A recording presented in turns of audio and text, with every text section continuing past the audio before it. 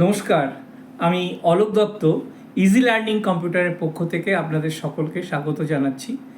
আমরা আজ যে বিষয় নিয়ে আলোচনা করছি সেই বিষয়টা আপনাদের কাছে রিকোয়েস্ট করব যে এই ভিডিওগুলো যেগুলো ছোট ছোট করে আমি ভিডিও দিই এগুলো পুরোটা দেখবেন। পুরোটা না দেখলে এটা বোঝা যায় না।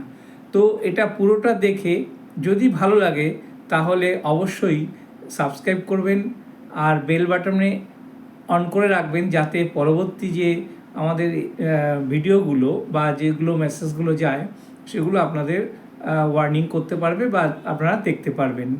তো আসা যাক আমরা আজকের ভিডিওতে কি আলোচনা করছি এবং সেই বিষয়ে আপনাদের ডিটেলসটা আমি ইলাবোরেটেড দেখাতে চাই। আজকে আমরা জাভা এবং ব্লু জাভা কি সেটা নিয়ে আলোচনা করতে চাই। তো what is Java and blue Java? Java is popular object-oriented programming class-based language created in 1995.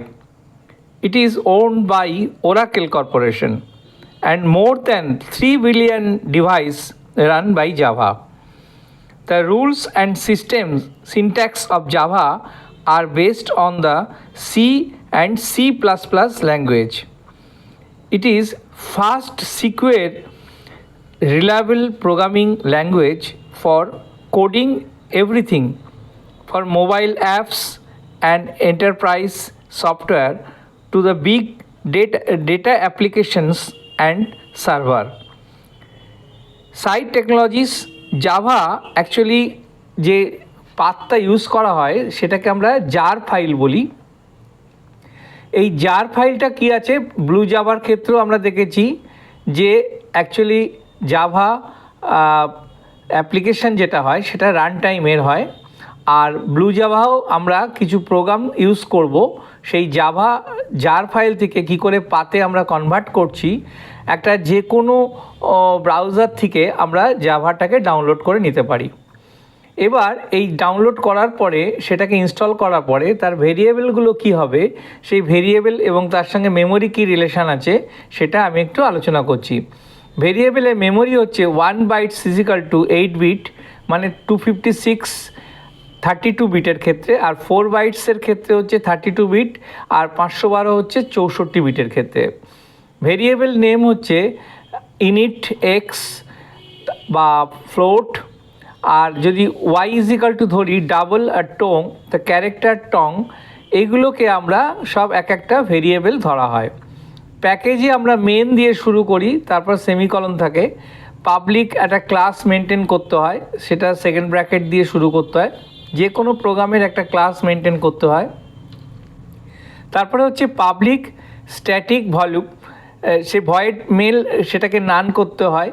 এইভাবে আমরা একটা ছোট্ট প্রোগ্রাম যদি আমরা দেখাই তাহলে ভালো হবে। Write a program average of 3 integer, তিনটে ইন্টিজারের অ্যাভারেজ কী হবে, init equal to a, b আর সি ধরলাম সেমিকোলন দিয়ে, a equal to 10, b equal to 5 আর সি ইজিক্যাল টু 20। তাহলে ফ্লোটের অ্যাভারেজ কী হবে, অ্যাভারেজ হচ্ছে first bracket a plus b plus c bracket close, তারপর স্ল্যাশ দিয়ে 3, তার অ্যাভারেজটা সিস্টেমে আমরা বেরিয়ে যাব। এবং এটা প্রিন্ট টেক্স দিলে অটোমেটিক ভ্যালুটা, অর্থাৎ 10 5 15 আর 20, 20 আর 15 35, 35 ডিভাইডেড বাই 2 বা ডিভাইডেড বাই 3, মানে ওই 12-এর থেকে কম 11 পয়েন্ট সামথিং হবে।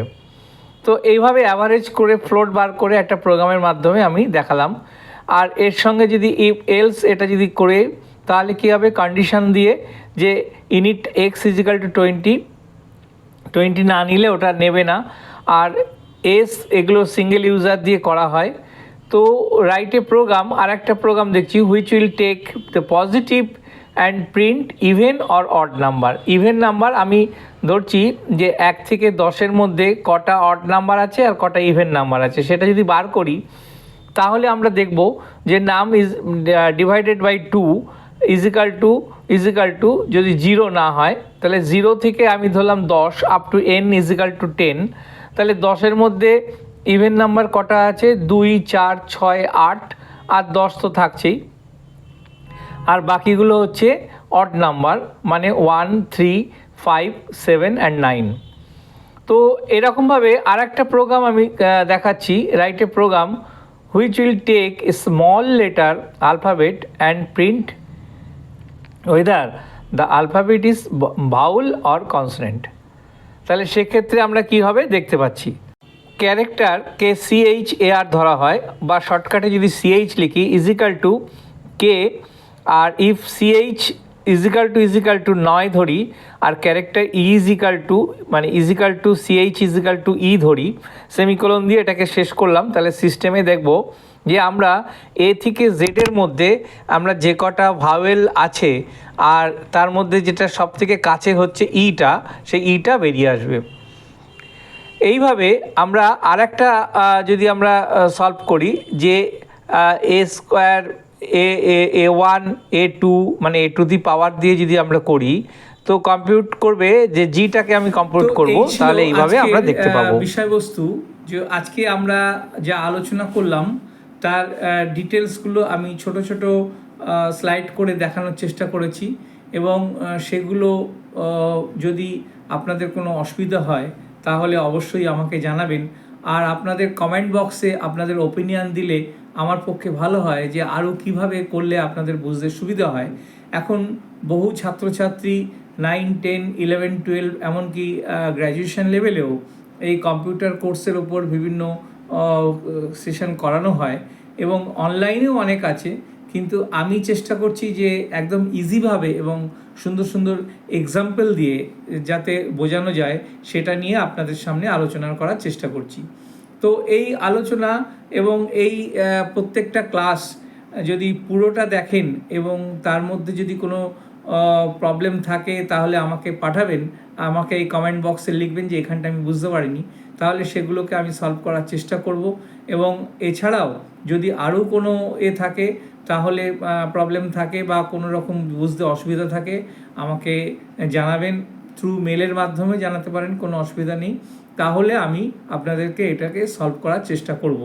তো যদি ভালো লাগে অবশ্যই এটাকে লাইক করবেন, শেয়ার করবেন, এবং আপনাদের বন্ধু বান্ধব আত্মীয় স্বজন এবং যারা এখন কম্পিউটার নিয়ে কাজ করে বা করার চেষ্টা করে অথচ সঠিক জায়গায় যেতে পারে না বা শিখতে পারেন ঠিক সময়, তাদের জন্য আমার এই ভিডিওটা। তো আমার যদি এই চ্যানেল ভালো লাগে তাহলে অবশ্যই সাবস্ক্রাইব করবেন, আর বেল বাটনে একবার প্রেস করে রেখে দেবেন। সাবস্ক্রাইব করলে কিন্তু পয়সা কাটে না, এটা অনেকেরই একটা ধারণা আছে বোধহয় সাবস্ক্রাইব করে দিলে টাকা কেটে নেবে, কিন্তু আদৌ না। তো সাবস্ক্রাইব করা থাকলে কি হয়, আমার তো একটু সুবিধা হয়, দ্বিতীয়ত আপনাদের পরপর যে বেল আইকন যদি অন থাকে তাহলে আমরা যে ভিডিওগুলো পোস্ট করি সেগুলো আপনাদের কাছে অটোমেটিক চলে যায়, এবং সেগুলো আপনি দেখতেও পারেন নাও পারেন, তার জন্য কিন্তু কোনো অসুবিধা নেই। কিন্তু দেখলে ভালো যে শেখার একটা থাকে, শেখার তো কোনো শেষ নেই, আমিও এখনও শিখতে চাই বা শেখার চেষ্টা করি।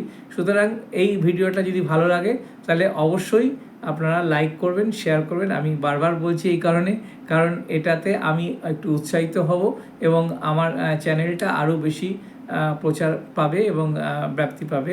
সুতরাং এটা বলে ভালো থাকবেন, সুস্থ থাকবেন, নিজে থাকবেন এবং অপরকেও সুস্থ রাখার চেষ্টা করবেন। খুব ভালোভাবে আমি আবার কোনো নতুন ভিডিও নিয়ে আপনাদের সামনে খুব শীঘ্রই উপস্থিত হব।